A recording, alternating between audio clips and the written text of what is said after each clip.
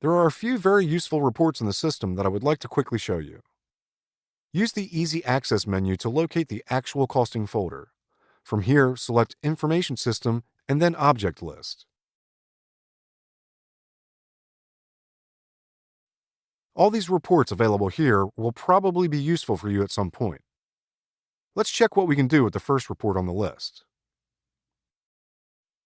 I insert our plant number and then select all the raw materials I've been using.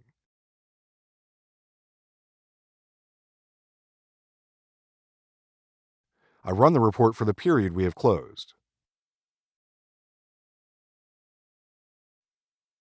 Here, we can see a useful summary that shows the difference between standard valuation prices and periodic unit prices of the selected materials. This report is especially useful if you are working with a very large number of raw materials. More columns can be added to this report by changing the layout.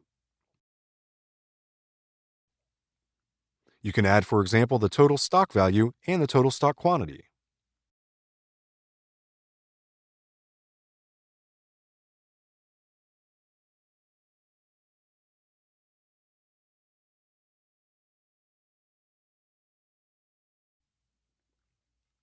I recommend you to run all these reports on the list and examine what information can be seen with each of them. At the end of each period, you might also be interested to check GL account balances of the price difference accounts used to collect the price differences between standard and actual prices. If all price differences of a period have been fully allocated, the account balances should net to zero. The balances can be examined using transaction FAG LB03.